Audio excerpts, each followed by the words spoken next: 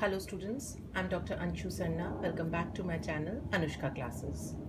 The topic of today's discussion is formulating a problem as an LP model. Students, मैंने अपने previous lecture में भी LPP का formulation आपके साथ discuss किया था, पर पिछले lecture में हमने case 1 discuss किया था, यानी कि maximization case, maximization of profits. आज के हम इस lecture में दो cases discuss करेंगे. सेकेंड केस डिस्कस करेंगे मिनिमाइजेशन ऑफ कॉस्ट, और थर्ड केस डिस्कस करेंगे जब हमारे जो कॉन्स्ट्रेंट्स हैं वो मिक्स टाइप ऑफ कॉन्स्ट्रेंट्स हों. ऑब्जेक्टिव फंक्शन हमारा कुछ भी हो सकता है, मैक्सिमाइजेशन ऑफ प्रॉफिट भी हो सकता है, मिनिमाइजेशन ऑफ कॉस्ट भी हो सकता है, पर जो हमारे कॉन्स्ट्रेंट्स हैं उस वो मिक्स्ड कॉन्स्ट्रेंट्स हो, मतलब उसमें लेस देन इक्वल्स टू के केसेस भी हों, ग्रेटर देन इक्वल्स टू के केसेस भी हों.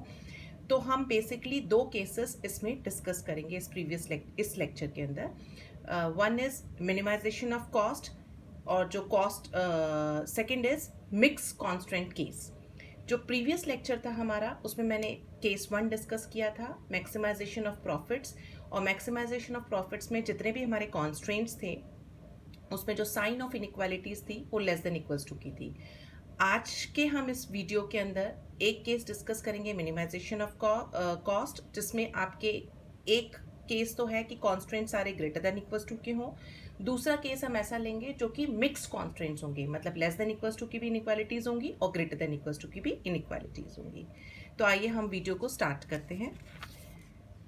देखिए, सबसे पहले एक क्वेश्चन है, एंड स्टूडेंट्स मैं आपको बता देती हूँ this question is very important from university point of view.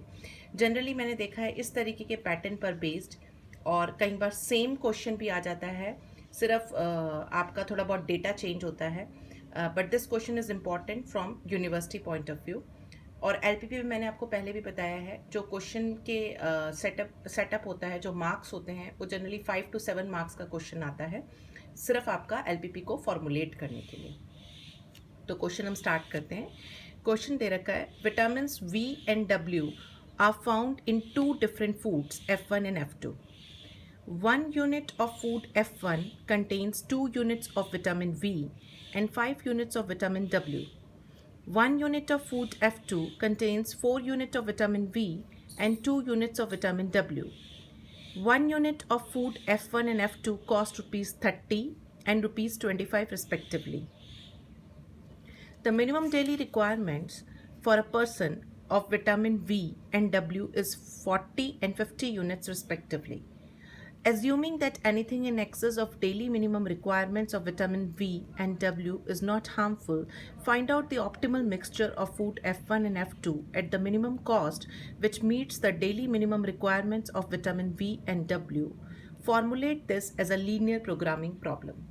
Students देखिए, आप एग्ज़ाम में घबराइए मत. इस तरीके के जो क्वेश्चन है, आपको क्वेश्चन देखकर हमेशा ऐसा लगेगा इतना बड़ा क्वेश्चन है, लेकिन इसका सॉल्यूशन हमेशा छोटा सा होता है.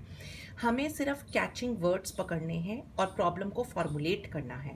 एक एक लाइन पढ़नी है. लाइन पढ़ने के बाद मैंने आपको अपने प्रीवियस लेक्चर में बताया था, इसके दो तरीके होते हैं. एक तो ये है कि आपने जो क्वेश्चन में पढ़ा, जो डेटा आपको नज़र आ रहा है, जितने डिसीजन वेरिएबल्स नज़र आ रहे हैं, जैसे देखिए इस क्वेश्चन में हम बात कर रहे हैं फूड्स F1 एंड F2 की. दो तरीके के फूड की बात करें तो हमारे डिसीजन वेरिएबल्स कौन से होंगे? दो डिसीजन वेरिएबल्स होंगे, X1 एंड X2.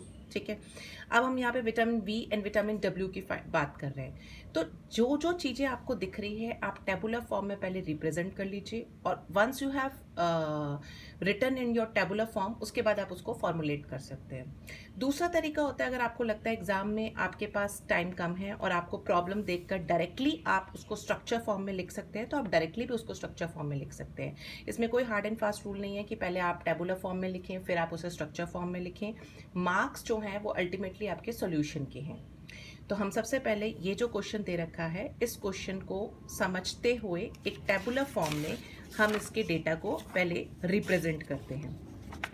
तो देखिए, टेबुलर फॉर्म में हम सबसे पहले जब डेटा को रिप्रेजेंट करेंगे तो इधर देखिए, इसके अंदर सबसे पहले हम बात कर रहे हैं फूड F1 एंड F2 की. तो हमारे दो डिसीजन वेरिएबल्स हो गए X1 एंड X2. फूड हमारे क्या हो गए? F1 and F2. अब हमारे यूनिट्स ऑफ विटामिन कौन से हैं? V and W. अब इसमें दे रखा है, देखिए 1 unit of food F1 contains 2 units of vitamin V and 5 units of vitamin W. तो यानी 2 एंड 5 यहाँ पर लिख देंगे. आगे हमने पढ़ा कि 1 unit of food F2 contains 4 units of vitamin V and 2 units of vitamin W, तो आपने 4 एंड 2 यहाँ पर लिख दिया। फिर आगे वो बोल रहा है 1 unit of food F1 and F2 cost ₹30 and 25 respectively, है ना। तो आपने कॉस्ट पर यूनिट रुपीज़ यहाँ पे लिखा हुआ है, 30 एंड 25 लिख दिया। अब एक कॉलम बनाएंगे डेली रिक्वायरमेंट की, क्योंकि वो आगे बोल रहा है द मिनिमम डेली रिक्वायरमेंट्स। देखिए daily requirements of vitamin V and W is 40 and 50 units respectively. तो यानी इसकी डेली रिक्वायरमेंट मिनिमम कितनी वो बोल रहा है 40। तो मिनिमम मतलब 40 तो हो ही, 40 से ज़्यादा भी हो सकता है। और इसकी मिनिमम कितनी दे रखी है 50, तो आपने यहाँ पर लिख दिया।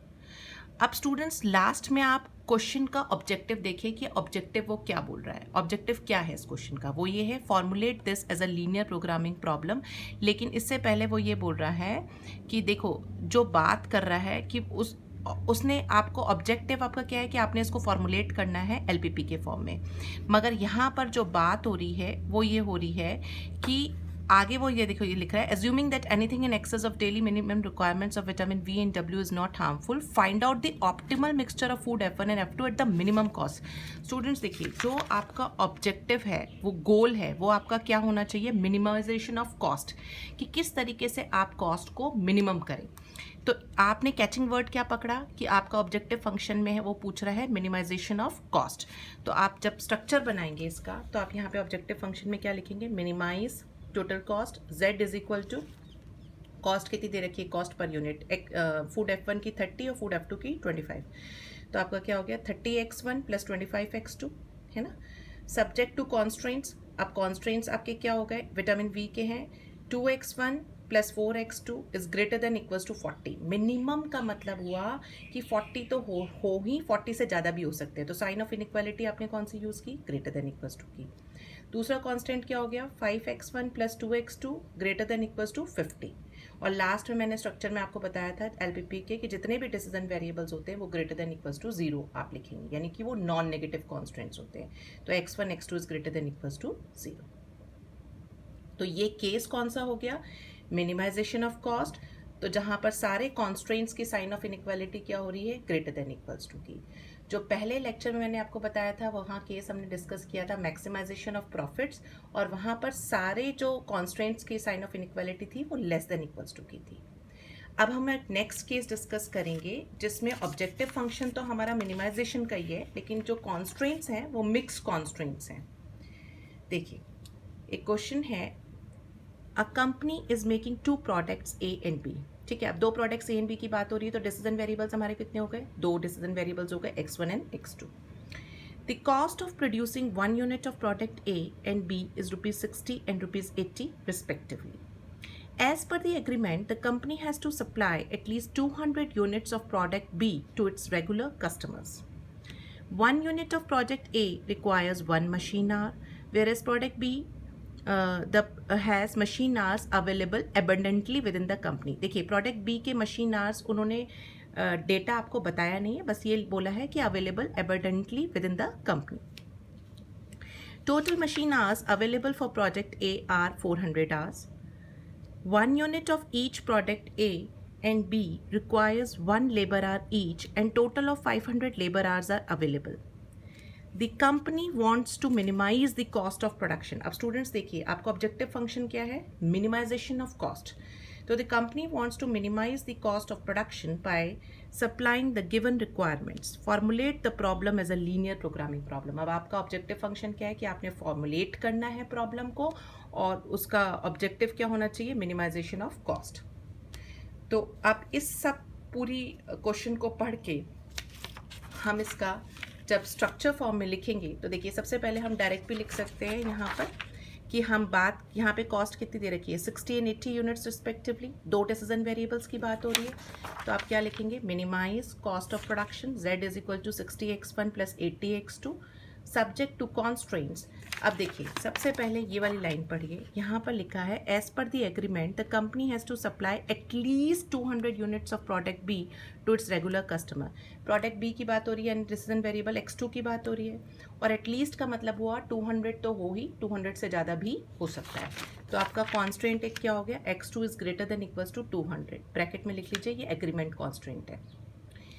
नेक्स्ट वो ये कह रहा है इधर देखिए, 1 unit of product A requires 1 machine hour, whereas product B, इधर देखिए, total machine hours available for product A are 400 hours. अब मशीन ए के लिए जो total machine hours available, product ए के लिए जो टोटल मशीन आवर्स अवेलेबल है वो 400 है।